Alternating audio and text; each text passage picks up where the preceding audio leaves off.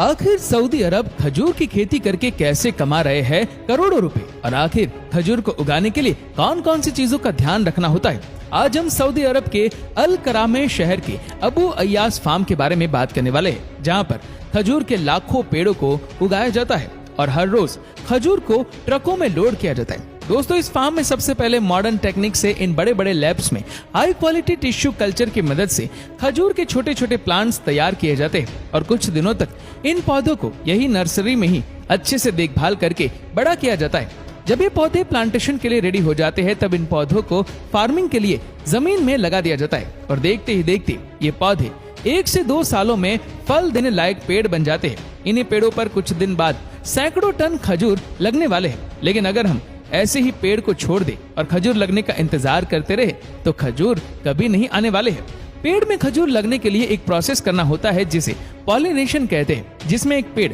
केवल मादा का होता है और दूसरा नर का होता है और नर अलग अलग खजूर की किस्म होती है। इसीलिए इसमें फल लगने के लिए इसको फर्टिलाइज करना होता है। जब मादा यानी फीमेल खजूर के पेड़ में फूल आ जाते हैं तो नर यानी मेल खजूर के पेड़ों से पॉलन को निकाला जाता है और उसे इन फूल के बीच में डालकर अच्छी तरह बांध दिया जाता है। फर्टिलाइजेशन के कारण कुछ हफ्तों बाद ही खजूर में छोटे छोटे हरे रंग के फल आना शुरू हो जाते हैं और कई हफ्तों तक दिन भर सऊदी अरेबिया की कड़ी गर्मी सहने के बाद ये फल पकना भी शुरू हो जाते हैं और पकने के बाद भी इसमें वो मिठास और खजूर का टेस्ट आता है। अब जब ये खजूर अच्छी तरह पक चुके हैं तो अब बारी आती है हार्वेस्टिंग की। अगर पेड़ छोटे होते हैं तो जमीन से ही खड़े खड़े खजूर को तोड़ा जाता है, लेकिन जो पेड़ पुराने होते हैं वो काफी लंबे होते हैं, इसलिए उन पर लगे खजूर को तोड़ने के लिए कुछ इस प्रकार के हाइड्रोलिक एलिवेटर्स पर चढ़कर ये वर्कर्स खजूर को तोड़ते हैं, जिसके बाद इन सभी खजूर को इन ट्रे में जमा कर लिया जाता है और फिर ट्रांसपोर्ट करके इन्हें आगे की प्रोसेसिंग के लिए डेट्स प्रोसेसिंग फैक्ट्री में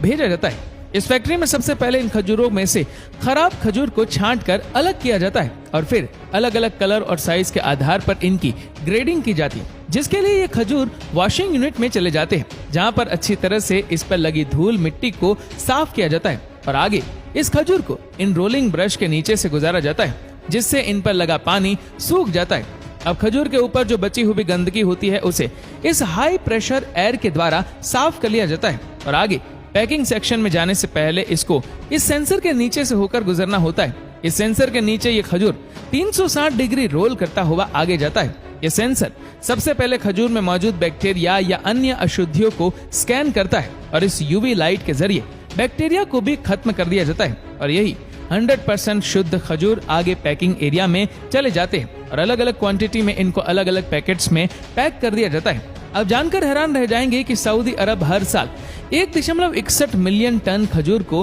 प्रोड्यूस करता है, जिससे सऊदी अरब $120 मिलियन की कमाई करता है।